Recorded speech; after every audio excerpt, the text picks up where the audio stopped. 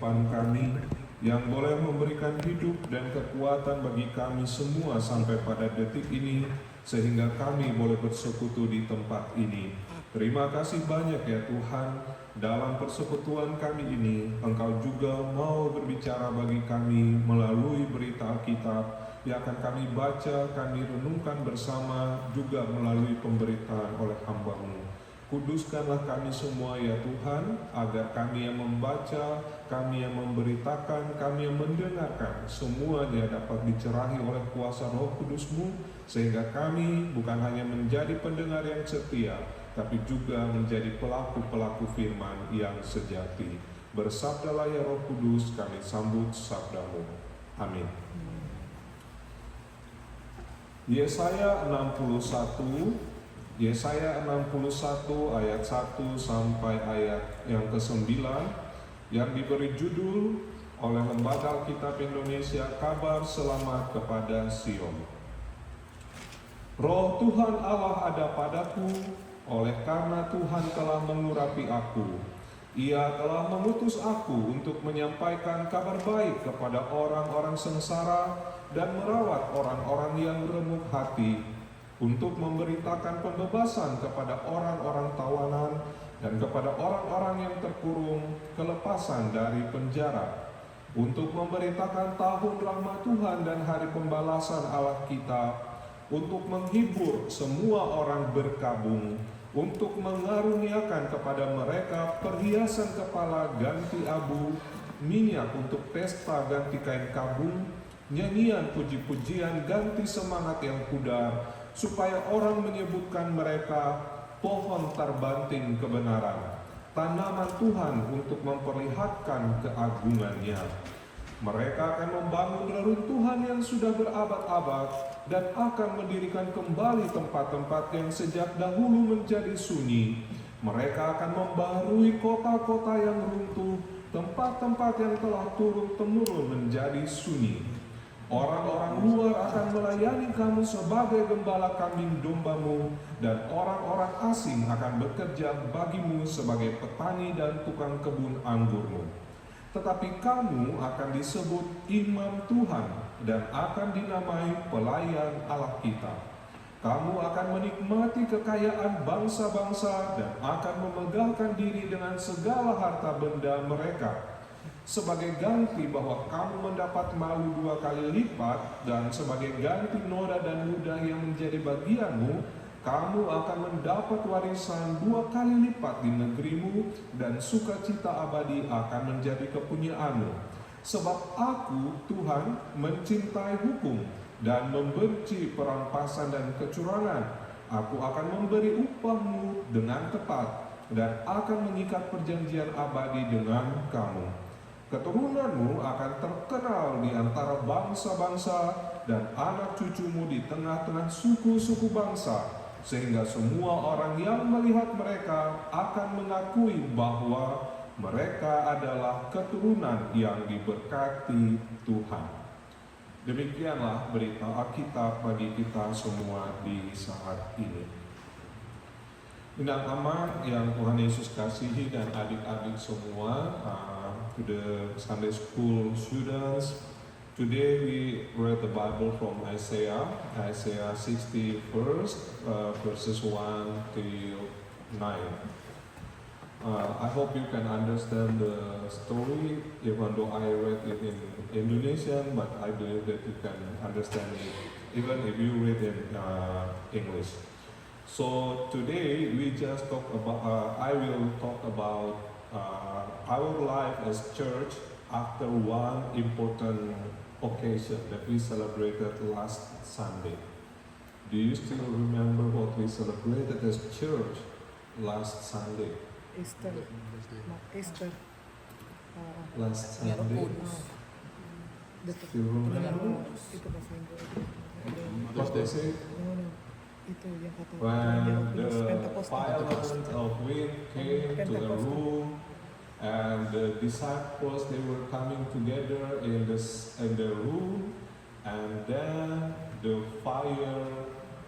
tongues of fire came upon them, and then they spoke in many languages.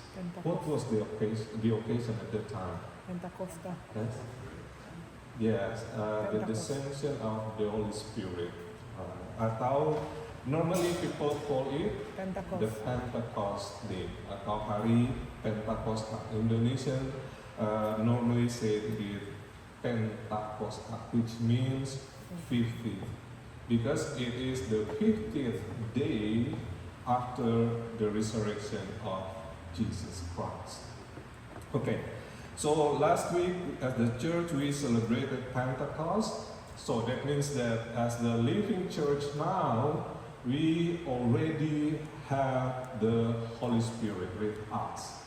That's why we read our Bible reading today as a church that already has the Holy Spirit with us. And this is right exactly the servant. So if you read the Bible, or I would say the theological books or commentaries about this passage about the books of Isaiah, this is one of what the theologians they call it the servant songs.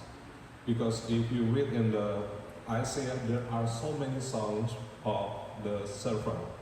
You can relate it to 42nd chapter 42nd, and then also 49 and 52nd and so forth. So this is exactly what the servant of the Lord says or prophesies to the Israel. So it means that the servant of the Lord was anointed with the Holy Spirit as well. Therefore, when we read the first chapter or first verse of this passage, it says clearly, "The Spirit of the Sovereign Lord is upon me, because the Lord has chosen me." So the servant of the Lord was actually anointed with the Holy Spirit. And if you read the Bible also in the book of Luke chapter 4, you can read over there that Jesus also read this prophecy from Isaiah. So that's why if you read Luke 4 verses 18 to 19, it is clearly said that Jesus said, the Spirit of the Lord is with me. So if you read the book of Luke, it is actually clear that Jesus said he was with the Spirit of the Lord with him just before he started his whole ministry. In the 4th chapter of the book of Luke, you can read over there that Jesus just finished his temptation. How many times he was tempted by the evil?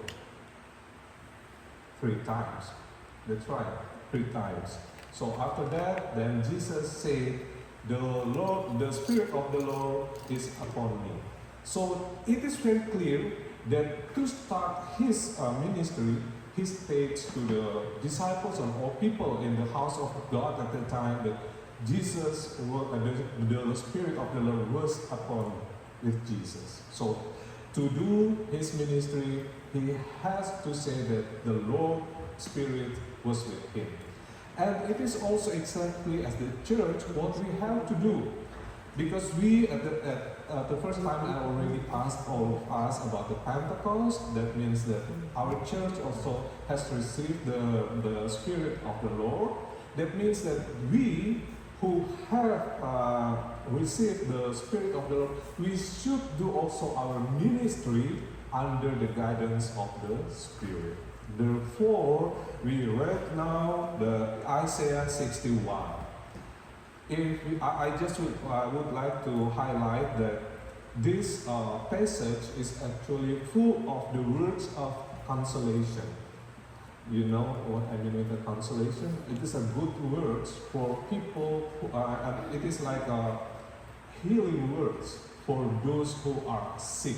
But at the time, if you read, it is very clear that Israel, they just went back from the exile in Babylon, and they just went back to Jerusalem, and they were starting their new life over there, and which is not very easy for them to just, to restore their life over there.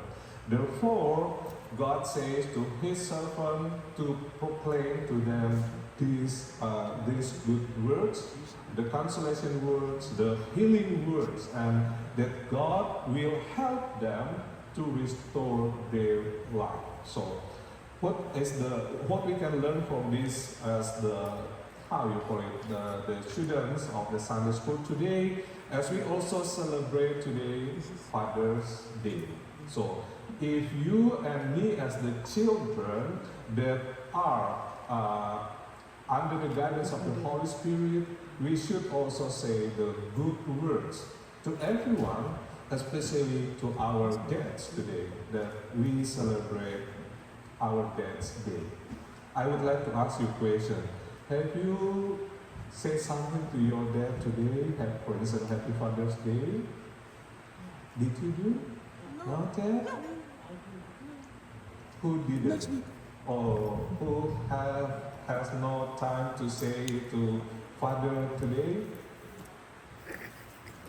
No? Ya? Sudah. Oke, that's good. Kalau ada yang belum, ini saatnya. You may go to your dad and you say, Happy Father's Day, Dad, I love you. Okay? No one wants to do that because you have done it already? I did last week. Next time, James, you will do it after this? Yes. Okay. Before this and after this. No problem. Okay, so as the children of God that are anointed with the Holy Spirit, we need to say good words, the consolation words to everyone, to every people that encourage them to fight for their better life, to help them to restore their new life, to have a better life. I think that's the message for all of us today. Nah, inang amang yang Tuhan Yesus kasihi, tadi sudah saya singgung di dalam pesan untuk anak-anak. Minggu kemarin kita sudah merayakan Pentakosta, hari keturunan Roh Kudus. Itu berarti bahwa kita sudah menyatakan sebagai gereja kita dipimpin oleh Roh Kudus. Kalau saya tidak salah, di dalam leksionari atau daftar bacaan Alkitab untuk HKBP di minggu kemarin kita membaca dari Injil Yohanes pasal 14. Kalau tidak salah begitu ya, tentang Tuhan, peran Roh Kudus dalam kehidupan kita sebagai gereja. Nah, kalau kita membaca di Injil Yohanes Inang Aman, ada kelihatan sedikit perbedaan antara peran Roh Kudus di dalam Injil Yohanes dengan di dalam buku Kisah Para Rasul. Bedanya di mana? Begini, kalau di Injil Yohanes, Inang Amang membaca pasal 14 kemarin itu, bisa dilihat Yesus menyebut Roh Kudus sebagai Roh penolong atau Roh penghibur. Jadi ada dua istilah yang dipakai dalam terjemahan Indonesia, bisa menjadi comforter, bisa menjadi counselor, tapi juga ada bisa menjadi advocate dalam terjemahan bahasa Inggris yang sebenarnya dari satu kata Yunani parakletos. Nah, kalau kita membaca cerita itu sebenarnya tujuan yang paling pertama di ayat 15 itu dibilang, Yesus bilang begini, jikalau kamu mengasihi aku, kepada murid-muridnya, jikalau kamu mengasihi aku, kamu akan melakukan apa yang kuperintahkan kepadamu. Nah, itu membuka ayat pasal atau passage itu, ayat 15, jikalau kamu mengasihi aku, kamu akan melakukan apa yang kuperintahkan kepadamu. Baru selanjutnya Tuhan Yesus menjelaskan tentang Tuhan Yesus akan pergi tetapi akan mengutus Roh itu untuk datang menolong mereka. Nah, jadi di situ kita lihat peran Roh Kudus sebenarnya bukan cuma dwell with them, tidak hanya tinggal dengan mereka, tetapi juga akan menolong atau akan menghibur mereka dan akan menuntun mereka kepada kebenaran. Karena itu di dalam pasal itu Tuhan Yesus juga menunjukkan roh kebenaran. Jadi Roh Kudus sebagai penghibur, sebagai penolong, sebagai roh yang menuntun pada kebenaran. Kebenaran itu apa? Kalau kita baca di Yohanes 17 ayat 17, kebenaran itu adalah firman Tuhan. Sebab firman Tuhan adalah kebenaran. Jadi kalau kita kembali lagi kepada yang tadi yang di depan yang Yesus bilang, kalau kita ingat Roh Kudus menyertai, menghibur, menolong, menuntun pada kebenaran, dan kebenaran itu adalah melakukan firman Tuhan, maka ayat 15 tadi bilang yang melakukan firman Tuhan itu mengasihi aku, mengasihi Tuhan. Jadi sederhananya ingin saya bilang, kalau kita mencermati alur itu, kita bisa bilang Roh Kudus menuntun kita untuk mengasihi Tuhan. Nah, tapi kalau kita baca di Kisah Para Rasul, Roh Kudus datang, kita baca di situ ya, murid-murid sedang berkumpul, pentingnya persekutuan. Kemudian ada angin kencang yang menggoncang rumah itu sehingga murid kemudian turun lidah-lidah api, dan kemudian murid-murid berbahasa dalam banyak bahasa. Di situ kita lihat tujuan utamanya apa? Mulai dari Roh yang memberikan spirit, yang memberikan hidup baru bagi gereja. Karena itu ada yang mengatakan bahwa Pentakosta itu adalah hari lahirnya gereja, khususnya orang yang percaya kepada Kristus. Sebab kalau kita membaca gereja hanya sebagai persekutuan orang beriman, itu konsep itu sudah ada dari perjanjian lama, tetapi mereka belum percaya kepada Tuhan Yesus Kristus. Nanti peristiwa itu murid-murid yang percaya kepada Tuhan Yesus Kristus baru dianggap sebagai gereja pertama di situ. Tapi juga memberikan api Roh Kudus untuk menerangi, mencerahkan, menuntun di dalam kegelapan dunia ini pada kebenaran. Dan adanya banyak bahasa menunjukkan the disciples went beyond the boundaries. Mereka bisa pergi ke seluruh dunia untuk melakukan tanggung jawab pemberitaan firman. Karena itu Ibu Bapak, Saudara-saudari, kalau kita membaca Kisah Para Rasul dari pasal 1 sampai 28, kita bisa lihat bagaimana Injil bergerak dari Yerusalem terus ke daerah-daerah sampai akhirnya di Roma. Roma pada masa itu dianggap sebagai di luar Yerusalem. Jadi artinya Injil itu sudah sampai ke daerah yang lain. Maka apa yang Tuhan Yesus bilang dalam Kisah Para Rasul 1 ayat 8, kamu kalau sudah menerima kuasa, yaitu Rohku, akan menjadi saksiku di Yudea, di Samaria, dan sampai ke ujung bumi. Jadi sebenarnya kalau kita baca di situ, tujuan Roh Kudus datang atau menguasai para murid pada saat itu adalah untuk menjadi saksi Kristus sampai ke ujung bumi. Nah, di situ Ibu Bapak, Saudara-saudari, kita bisa lihat sepertinya ada beda. Kalau di Yohanes, Roh Kudus menuntun untuk para murid dan gereja mengasihi Tuhan.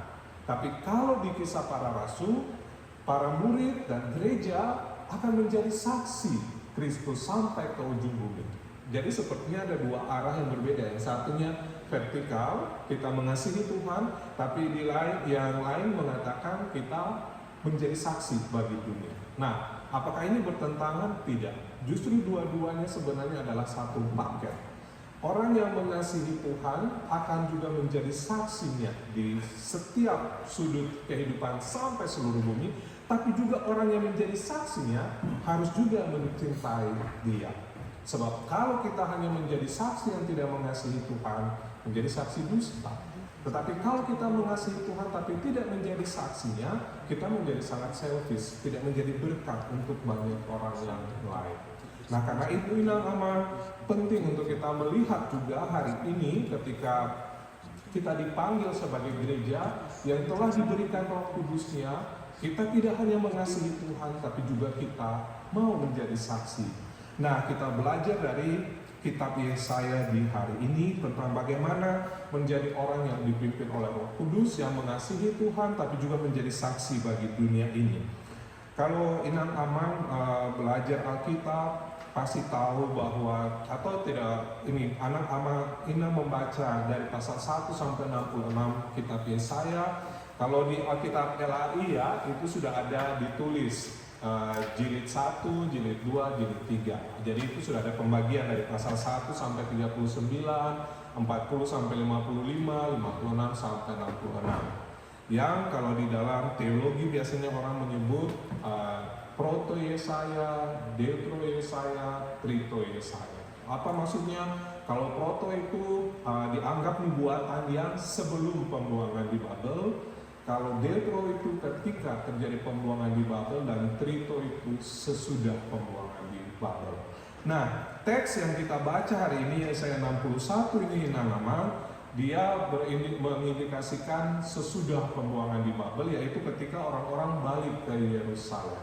Nah, Inangaman tidak gampang. Kita bisa membayangkan bagaimana mereka baru balik dari pembuangan, baru datang di Yerusalem dan mereka membangun kehidupan itu tidak mudah. Inangaman saya belajar dari pengalaman saya, mungkin sudah pernah saya cerita, saya dengan keluarga itu kita tahun 99 di Ambon waktu terjadi kerusuhan, kita keluar dari tempat tinggal kita dengan cuma pakaian di badan, tidak membawa apa-apa, karena memang kita tinggal di lingkungan muslim, di pusat lingkungan muslim. Jadi ya puji Tuhan bisa keluar dengan selamat saja, itu sudah sangat bersyukur. Nah, sesudah itu membangun hidup itu tidak gampang, aman.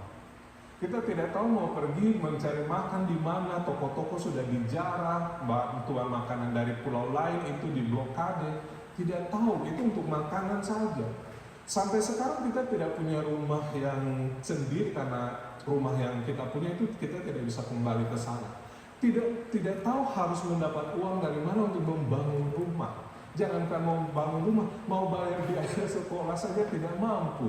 Bagaimana waktu itu di sana belum ada banyak beasiswa seperti di sini. Mungkin enak ya kalau anak-anak sekolah ada gratis. Belakangan ini baru kita dengar di Indonesia ada apa itu BOS, bantuan operasional sekolah, yang itu bisa membuat katanya gratis, anak-anak sekolah gratis tidak bayar. Padahal apa? Juga ujung-ujungnya harus bayar buku lah, harus bayar biaya makan apa segala macam. Itu sudahlah. Jadi Amang tidak gampang. Saya membayangkan cerita ini tidak gampang. Orang baru selesai dari pembuangan terus balik ke negerinya dan mau membangun hidup. Apalagi saat itu tidak ada apa BLT seperti Jokowi berikan kepada orang-orang miskin, bantuan langsung tunai. Oh, tidak ada itu. Tidak ada bantuan untuk langsung membangun rumah seperti kita punya rumah sederhana atau itu bedah rumah di Indonesia. Tidak ada itu. Jadi tidak gampang. Tapi yang jauh lebih sakit Inangaman adalah luka batin yang dialami. Kenapa saya bilang begini? Kalau sekedar membangun rumah, tidak punya pakaian, itu masih mungkin kita bisa mengatasinya. Tetapi luka batin itu tidak gampang. Kenapa?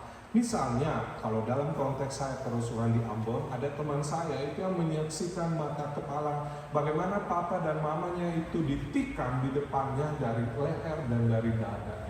Mati di tempat. Itu membekas terus Inangaman selama hidup dia. Karena sesudah itu dia merasa kehilangan mama, tapi juga bagaimana dia menjalani hidup sesudah itu tidak gampang. Jadi luka batin itu dibawa terus. Walaupun dia sudah bisa menjadi sarjana, dia sudah bisa punya rumah sendiri, tapi luka batin itu tetap masih tersisa di dalam dirinya. Karena itu dalam salah satu dulu saya punya penelitian, saya melihat bahwa banyak orang Ambon pasca kerusuhan itu, they are living as the riot traumatized people. Karena mereka punya trauma yang luar biasa tentang apa yang mereka alami itu. Nah, inilah yang kalau saya baca Yesaya 61 ini saya bisa membayangkan Inangaman. Bagaimana Tuhan menyampaikan kata-kata penghiburan bagi mereka. Kalau kita baca ayat 4 tadi, mereka akan membangun. Tuhan mengatakan mereka akan membangun secara fisik reruntuhan. Tapi kalau kita baca di ayat 1 sampai ayat 3 itu berisi bagaimana Tuhan menyampaikan kata-kata penghiburan bagi orang-orang yang sengsara, bagi orang-orang yang remuk hati. Ya, di ayat 1 bilang, dan merawat orang-orang yang remuk hati. Kalau ayat 2 dan ayat 3 berkaitan dengan orang-orang yang berkabung.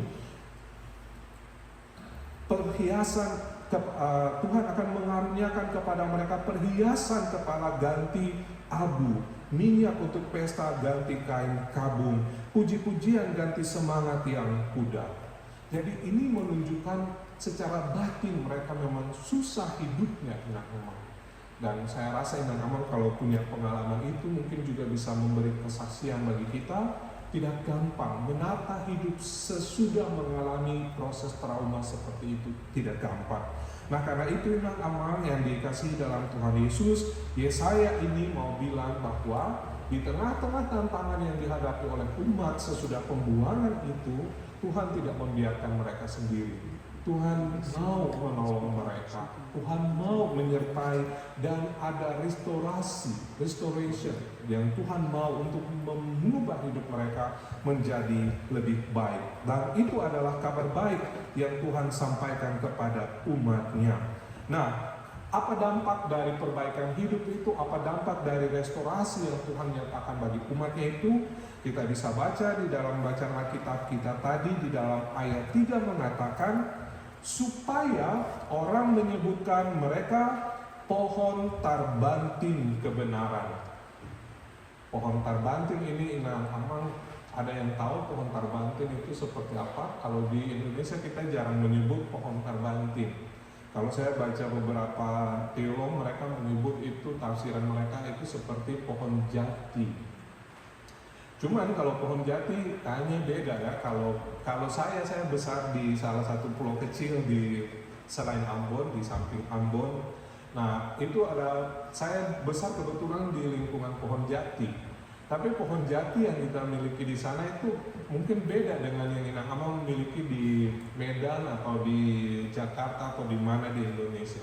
Karena kalau pohon jati yang kita miliki di sana itu tulang daunnya kalau dipatah itu getah warna merah keluar seperti darah. Saya tidak tahu kalau Inang Amang punya pohon jati yang lain seperti apa. Tapi kalau kita baca terjemahan bahasa Inggris, pohon tarbanting itu disebut sebagai oak. Jadi ini kalau dalam terjemahan bahasa Inggris, the oak of righteousness, pohon tarbanting kebenaran. Nah, kenapa Inang Amang? Ini Tuhan mengatakan supaya mereka, ayat selanjutnya mengatakan tanaman Tuhan untuk memperlihatkan keagungannya. Jadi mereka yang menderita akan dipulihkan Tuhan supaya apa? Menjadi kesaksian tentang kemuliaan Tuhan yang tidak meninggalkan umatnya menderita untuk selamanya. Nah selanjutnya Inang Amang di ayatnya yang ke-5 sampai ayatnya yang ke-7 menegaskan bahwa mereka itu akan menjadi imam. Nah kalau kita baca di ayat 5 sampai ayat yang ke-7 ditegaskan bahwa mereka, ayat 6 secara khusus, tetapi kamu akan disebut imam Tuhan dan akan dinamai pelayan Allah kita. Apa maksudnya? Kalau kita belajar di Perjanjian Lama, imam itu tugasnya mempersembahkan korban. Jadi kalau ada orang yang mau menyampaikan korban penghapus salah, misalnya dia berbuat salah, melanggar hukum, dia bersinah, dia mau datang meminta ampun, dia membawa korbannya kepada imam yang akan mempersembahkan kepada Tuhan. Jadi imam menjadi penghubung antara orang ini dengan Tuhan. Nah, karena itu kita baca ayat 5 itu mengatakan orang-orang luar akan melayani kamu sebagai gembala kambing domba. Jadi kalau dulu mereka itu menjadi budak, mereka ditindas, sekarang mereka menjadi tuan dan orang lain yang menjadi pekerja di mereka. Dan orang-orang asing akan bekerja bagimu sebagai petani dan tukang kebun anggur. Jadi terjadi pembalikan. Mereka sekarang menjadi, kata kasarnya kalau kita bilang, mereka sekarang bos. Yang lain orang asing itu menjadi pekerja. Padahal dulu mereka menjadi budak, orang lain menjadi bos. Sekarang posisinya terbalik. Nah, jadi karena itu mereka menjadi penghubung antara orang lain ini dengan Tuhan. Karena itu disebutlah mereka adalah imam Tuhan. Jadi Inang Amang yang Tuhan Yesus kasihi, apa yang hendak dibilang di sini, bahwa orang yang dipimpin oleh Roh Kudus itu akan dipulihkan situasinya, dia juga akan mengalami kebaikan hidup, dan di saat yang sama dia menjadi connector between God and other people. Jadi dia harus menjadi penghubung antara orang lain dengan Tuhan. Dan yang terakhir ayat 9 menegaskan bahwa dia keturunannya akan disebut yang diberkati Tuhan. Jadi orang yang dipimpin Roh Kudus akan juga memulihkan orang lain, tetapi juga dia akan dipulihkan, dan keturunan seterusnya juga akan mengalami berkat dari Tuhan. Mengapa itu terjadi? Ayat 8 mengatakan, sebab Tuhan mencintai hukum. Hukum di situ maksudnya adalah kebenaran yang Tuhan tetap setia pada janjinya. Kalau siapa yang bersalah maka akan dihukum. Umat Israel bersalah maka mereka dihukum ke pembuangan. Tapi Tuhan juga ingat pada janjinya untuk memakai Israel menjadi berkat bagi banyak orang yang lain. Karena itulah Tuhan akan memulihkan mereka dan membuat mereka menjadi berkat bagi banyak orang yang lain. Nah, kalau begitu apa dampaknya bagi kita anak-anak yang Tuhan Yesus kasihi? Sederhana, seperti yang tadi sudah saya jelaskan juga bagi adik-adik kita. Kita mengaku kita gereja yang menerima Roh Kudus melalui perayaan Pentakosta kemarin. Kita menegaskan gereja kita dipimpin oleh Roh Kudus. Nah, kita belajar baik dari Tuhan Yesus maupun dari hamba yang menyampaikan, yang diutus Tuhan yang menyampaikan nubuatan Nabi Yesaya ini, bahwa orang yang dipimpin Roh Kudus, orang yang telah menerima Roh Kudus akan menyampaikan juga kata-kata penghiburan bagi orang yang sengsara, orang yang terluka hatinya, yang mengalami banyak tekanan dalam hidupnya. Ada consolation, ada healing words yang kita harus sampaikan bagi orang-orang di sekeliling kita. Kita menolong orang-orang yang lain untuk melakukan restorasi hidup mereka yang menjadi lebih baik. Dan kita juga dipanggil oleh Tuhan untuk menjadi hamba-hamba Tuhan yang bisa menjadi seperti pohon terbanting kebenaran. Apa maksudnya? Supaya melalui kita orang bisa melihat keagungan Tuhan. Inang Amang yang sudah pernah lihat pohon oaks atau pohon terbanting di Israel, mungkin Amang Inang yang sudah pernah ke sana tahu, pohon itu sangat rimbun daunnya. Ya, kalau di sini pohon oaks juga rimbun daunnya ya. Jadi sebenarnya ingin bilang bahwa di pohon itu orang bisa berteduh dengan tenang. Di tengah kembara dunia yang melelahkan, orang bisa berteduh di sana untuk menikmati udara segar. Kalau gereja kita juga menjadi seperti pohon terbanting kebenaran, kita juga menjadi tempat yang baik bagi orang asing bahkan untuk bisa datang dan tetap melihat kemuliaan Tuhan. Saya yakin KBP di sini juga selama ini sudah 1 tahun ya Amang saya berkhotbah di gereja ini. Saya melihat banyak beberapa kali orang dari luar datang kan, orang Indonesia datang berjumpa dan merasakan bersama keagungan Tuhan juga ada di negara ini melalui gereja ini. Semoga kita terus dengan semangat pencurahan Roh Kudus berupaya menjadi gereja yang terus menghidupkan spirit itu, yang mau memberitakan kabar baik bagi semua orang supaya kita menjadi seperti pohon terbanting kebenaran di mana Tuhan tempatkan kita ini. Nah, menariknya kadang-kadang memang saya bilang good words. Kadang-kadang words ini bisa dipahami berbeda. Minggu kemarin saya khotbah di GKPI, kebetulan kita mereka punya leksionari yang berbeda dengan kita di sini dari gereja HKBP. Mereka kemarin baca dari Kisah Para Rasul, lalu dibandingkan dengan kisah Menara Babel di Kejadian 9. Lalu tema khotbah saya adalah From Babel to Jerusalem and to the world. Jadi di situ saya melihat perbandingan. Kalau di Menara Babel bahasa mengacaukan, tapi kalau di Kisah Para Rasul bahasa bisa menyatukan. Apa yang ingin dibilang? Bahasa itu kadang tidak gampang Amang. Bahasa itu bukan sekedar soal terjemahan, tapi bahasa juga soal rasa. Karena itulah tidak gampang kita menyampaikan sesuatu. Saya bisa bilang A untuk si A, tapi belum tentu si A mengerti A itu A. Itu persoalan dalam kehidupan kita. Saya kasih contoh saja. Ada seorang ibu di salah satu gereja selesai ibadah, terus beliau bilang kepada saya, Pak Pendeta, saya mau angkat Pak Pendeta sebagai anak saya. Luar biasa ya, jadi hebat ini. Belum berhenti di situ Inang Amang, tapi jadi anak tiri saja Pak Pendeta. Saya bilang tidak apa, mau jadi anak tiri atau apapun, sebab saya percaya anak tiri itu tidak selamanya negatif.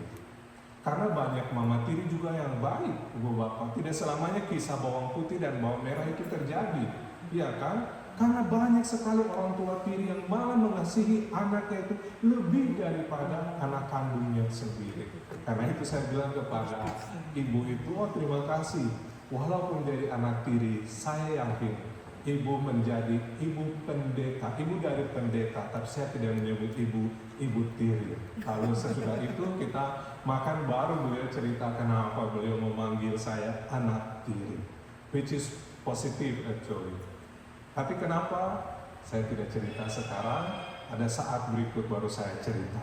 Semoga kita bisa tetap menjadi gereja yang dipenuhi Roh Kudus, dan hati-hati karena bahasa kita itu bisa menceraikan tapi bisa juga menyatukan. Dan untuk itu kita meminta kuasa Roh Kudus supaya kita tetap menjadi seperti pohon tarbanting kebenaran. Tuhan memberkati kita selalu. Amin. Kita berdoa. Puji syukur kepadamu ya Tuhan yang Maha Kuasa, yang telah menuntun kami semua merayakan Pentakosta di hari Minggu kemarin, dan sekarang belajar lagi dari firman-Mu bagaimana hamba yang Engkau urapi, hamba yang Engkau utus untuk menyampaikan good words, consolation, healing, restoration bagi orang-orang yang menderita, orang-orang yang membangun hidupnya menjadi lebih baik, untuk menjadi seperti pohon terbanting kebenaran. Tuhan, tolong kami semua sebagai perhalado di gereja ini, sebagai semua umat Tuhan, agar kami bisa menjadi gereja orang-orang yang hidup, yang terus mewartakan kemuliaan Tuhan melalui persekutuan kami ini. Terima kasih banyak ya Tuhan, Engkau tetap memelihara kami semua sampai saat ini. Biarlah firman-Mu ini kami terima dengan penuh sukacita, dan kami bisa melakukannya dalam seluruh kehidupan kami, menjadi gereja yang dipimpin oleh Roh Kudus, yang mengasihi Tuhan, menjadi saksi bagi dunia ini, menjadi seperti pohon terbanting kebenaran. Terima kasih banyak Tuhan, terpujilah nama-Mu sampai selama-lamanya. Amin. Inang aman yang Tuhan Yesus kasihi, kita akan menyanyikan Kidung Jemaat 376, bait 1 dan 3 sambil kita memberikan persembahan.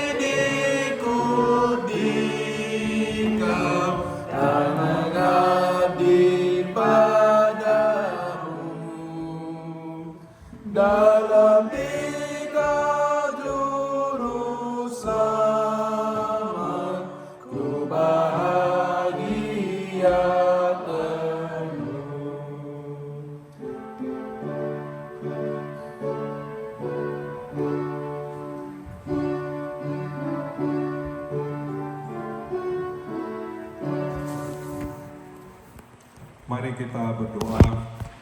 Ya Allah, Bapa kami yang di sorga, kami mengaku bahwa Tuhan adalah sumber dari segala karunia yang melimpah dalam kehidupan kami masing-masing.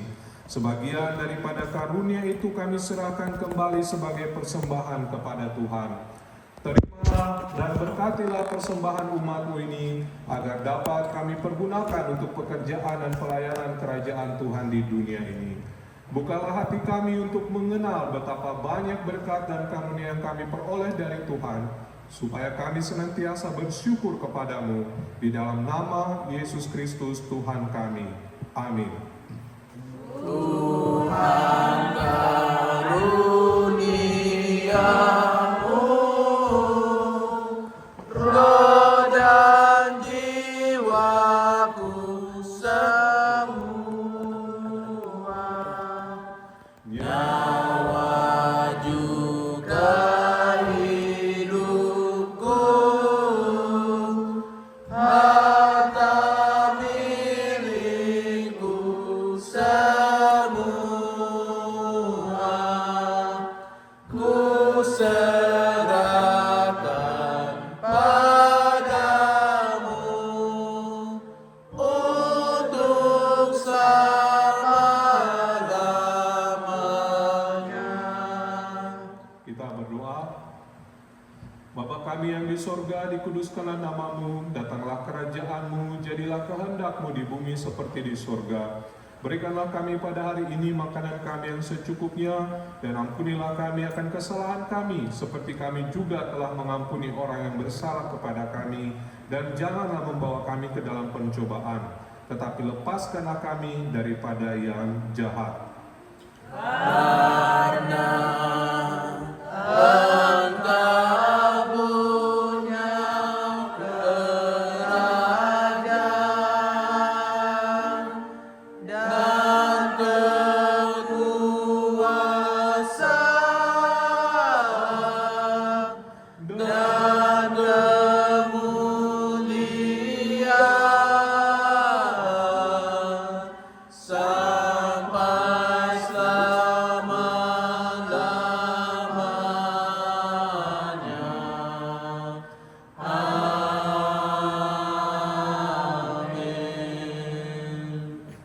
Saudara-saudari jemaat, pulanglah dengan sejahtera dan terimalah berkat Tuhan. Tuhan memberkati engkau dan melindungi engkau. Tuhan menyinari engkau dengan wajah-Nya dan memberi engkau kasih karunia. Tuhan menghadapkan wajah-Nya kepadamu dan memberikan damai sejahtera. Amin. Amin.